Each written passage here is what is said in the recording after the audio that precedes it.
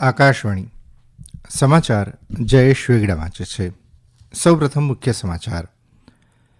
લોકસભા ચૂંટણીના ચોથા તબક્કા માટે આજે સાંજે પ્રચાર પડઘમ શાંત થશે. 10 રાજ્યો અને 1 કેન્દ્રશાસિત પ્રદેશની કુલ 96 બેઠકો માટે 13 મેના રોજ મતદાન થશે.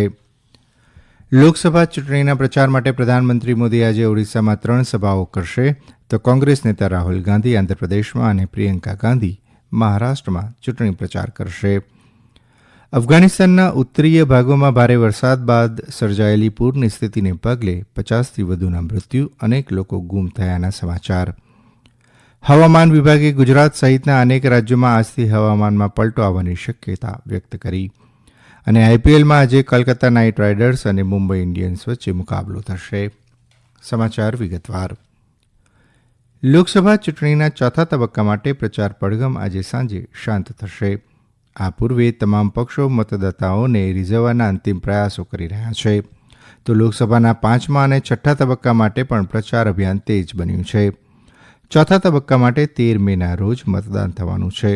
આ તબક્કામાં 10 રાજ્યો અને 1 કેન્દ્રશાસિત પ્રદેશની કુલ મળીને 96 બેઠકો માટે પ્રચાર થશે. આ તબક્કામાં 1717 ઉમેદવારો ચૂંટણી મેદાનમાં છે. દરમિયાન પ્રધાનમંત્રી મોદી આજે ઓડિશા અને ઝારખંડમાં ચૂંટણી પ્રચાર કરશે. ઓડિશામાં તેઓ કાંધમલ, બાલાંગીર અને બરગાહ સંસદીય મત વિસ્તારો માટે પ્રચાર કરશે. શ્રી મોદી ગઈ સાંજે ભુવનેશ્વર પહોંચ્યા હતા. તેઓ ઓડિશાના બેલાગીરમાં ચૂંટણી સભાને સંબોધન કરશે. સાંજે તેઓ ઝારખંડના ચતરામાં પ્રચાર કરશે. દરમિયાન કોંગ્રેસના વરિષ્ઠ નેતા રાહુલ ગાંધી આંધ્રપ્રદેશમાં અને પ્રિયંકા ગાંધી મહારાષ્ટ્રમાં આજે ચૂંટણી સભાઓને સંબોધન કરશે. ભાજપના વરિષ્ઠ નેતા અને કેન્દ્રીય ગૃહમંત્રી અમિત શાહે તૃણમૂલ કોંગ્રેસ વોટ બેંક માટે બાંગ્લાદેશના ઘૂસણખોરનું સમર્થન કરી રહી હોવાનો આરોપ મૂક્યો છે. તેમણે તૃણમૂલ કોંગ્રેસ નેતા મમતા બેનર્જી પર નાગરિકતા સંશોધન કાયદાના નામે લોકોને ગેરમાર્ગે દોરવાનો આરોપ મૂક્યો છે. શ્રી શાહે લોકસભા ચૂંટણીમાં ભાજપના ઉમેદવાર જગન્નાથ સરકારના સમર્થનમાં રાણાઘાટમાં જાહેરસભાને સંબોધન કર્યું હતું. શ્રી શાહે કહ્યું કે સંદેશખાલી ઘટના પાછળ જે પણ લોકો છે તેમને જરૂરથી સજા મળશે. તેમણે કહ્યું કે કોંગ્રેસ અને તૃણમૂલ કોંગ્રેસ બંને ભ્રષ્ટ છે. સર્વોચ્ચ અદાલતે કથિત દારૂ નીતિ કૌભાંડ સાથે સંકળાયેલા મની લોન્ડરિંગ કેસમાં દિલ્હીના મુખ્યમંત્રી અરવિંદ કેજરીવાલના વચગાળાના જામીન મંજૂર કર્યા હતા. ગઈ મોડી સાંજે જેલમાંથી બહાર આવતા તેમને વધાવવા માટે મોટી સંખ્યામાં આપના કાર્યકર્તાઓ અને પાર્ટીના નેતાઓ ઉપસ્થિત રહ્યા હતા. કાર્યકર્તાઓને સંબોધતા કેજરીવાલે કહ્યું હતું કે હું તાનાશાહ વિરુદ્ધ લડાઈ લડી રહ્યો છું અને હવે દેશના 104 કરોડ લોકોએ પણ આ કરવાનું છે. કેજરીવાલ આજે નવી દિલ્હીના કનોટ પ્લેસમાં આવેલા હનુમાન મંદિરમાં દર્શન કરશે, જે બાદ તેઓ પત્રકારોને સંબોધન પણ કરશે. ગુજરાતના દાહોદ લોકસભા બેઠકના પ્રથમપુરમાં આજે સવારે 7 વાગે ફેર મતદાન શરૂ થયું છે. મહીસાગર જિલ્લાના સંતરામપુર તાલુકામાં પ્રથમપુરનું મતદાન મથક આવેલું છે. ભાજપના નેતાના પુત્ર દ્વારા બૂથમાં જઈને વિડીયો વાયરલ કરવાની ઘટના બાદ ચૂંટણી પંચને કોંગ્રેસ દ્વારા ગંભીર ફરિયાદ કરવામાં આવી હતી. આ મામલે ચૂંટણી પંચે તપાસ કરીને ફરી મતદાન કરવાનો નિર્ણય કર્યો હતો. આ સમગ્ર પ્રકરણમાં કલેક્ટરે ચૂંટણી ફરજ પરના સ્ટાફ સામે પણ પગલાં લઈને પ્રિસાઇડિંગ ઓફિસર સહિત 6ને સસ્પેન્ડ કરી દીધા હતા. તંત્ર દ્વારા આ મતદાન મથક ઉપર ફેર મતદાન ચાલી રહ્યું છે. પોલીસ બંદોબસ્ત સાથે અહીં મતદાન કરવામાં આવી રહ્યું છે. અફઘાનિસ્તાનના ઉત્તરીય ભાગોમાં અચાનક પૂરને લગભગ 50 લોકોના મોત થયા છે, જ્યારે 100થી વધુ ઘાયલ થયા છે. તાલિબાનના જણાવ્યા અનુસાર ભારે વરસાદને પગલે આ પ્રાંતમાં 5 જિલ્લાઓને અસર થઈ છે. બઘલાન પ્રાંતમાં અસર થવાના કારણે બચાવ કામગીરીનું વિભાગમાં અને તેના અધિકારીઓનું કહેવું છે કે મૃતકોની સંખ્યા પ્રાથમિક છે, તે હજી પણ વધી શકે છે. તાલિબાને કહ્યું કે 150થી વધુ લોકો ફસાયેલા છે, જેમને તાત્કાલિક ધોરણે મદદની જરૂર છે. અફઘાનિસ્તાનમાં છેલ્લા કેટલાક અઠવાડિયામાં પડેલા ભારે વરસાદને કારણે જનજીવન ઠપ થયું છે. એપ્રિલની મધ્યમાં આવેલા પૂર બાદની અત્યાર સુધીમાં 100 લોકોના મોત થઈ ચૂક્યા છે. અફઘાનિસ્તાન દર વર્ષે પૂરની સ્થિતિનો સામનો કરે છે. આ સમાચાર આપ આકાશવાણી પરથી સાંભળી રહ્યા છો. રાજ્ય સહિત દેશના અનેક ભાગોમાં ગરમીથી રાહત મળશે. હવામાન વિભાગ અનુસાર આગામી 24 કલાકમાં પૂર્વોત્તર ભારત, તટીય પશ્ચિમ બંગાળ, ઓડિશા, કર્ણાટક અને કેરળના કેટલાક ભાગોમાં વીજળી અને પવન સાથે હળવોથી મધ્યમ વરસાદ વરસી શકે છે.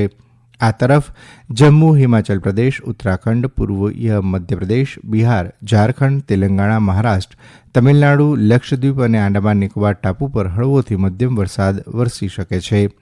ગઈકાલે રાજધાની દિલ્હીના હવામાનમાં અચાનક પલટો આવ્યો હતો. અહીં ભારે પવન સાથે છૂટોછવાયો વરસાદ વરસ્યો હતો. આગામી કલાકોમાં પણ પંજાબ, હરિયાણા, પશ્ચિમી ઉત્તરપ્રદેશ, દિલ્હી અને રાજસ્થાનના કેટલાક ભાગોમાં ગાજવીજ સાથે છૂટોછવાયો વરસાદ વરસી શકે છે. કુવૈતના અમીર શેખ મૈસાલ અલહ અહમદ અલ સબાએ દેશમાં રાજકીય સંકટને જોતા સંસદ ભંગ કરી દીધી હતી. સાથે જ તેમણે બંધારણના કેટલાક ભાગોને આગામી 4 વર્ષો સુધી બરખાસ્ત કરવાની જાહેરાત કરી હતી. રાષ્ટ્રજોગ સંબોધનમાં તેમણે કહ્યું કે હાલની સ્થિતિને જોતા દેશના હિતમાં આ પગલું લેવા માટે તેઓ મજબૂર છે. ગત મહિને ખાડી દેશોમાં ચોથી ચૂંટણી યોજાઈ હતી, જેમાં પાછલી સંસદના 46 સભ્યોમાંથી 39 સભ્યોએ પોતાની બેઠકો જાળવી રાખી હતી. અમીરે જાહેરાત કરી હતી કે બંધારણ બરખાસ્ત થયાના સમયમાં લોકશાહીની પ્રક્રિયાના તમામ પાસાઓની ગંભીર તપાસ થશે. કુવૈતના બંધારણ અનુસાર ચૂંટણીના 2 અઠવાડિયાની અંદર નવી સરકારની રચના થવી જોઈએ. જો કે 4 એપ્રિલે ચૂંટણી બાદ ચૂંટાયેલ સંસદ અને નિયુક્ત પ્રધાનમંત્રી વચ્ચે તણાવને કારણે તેમાં અવરોધ ઊભો થયો હતો.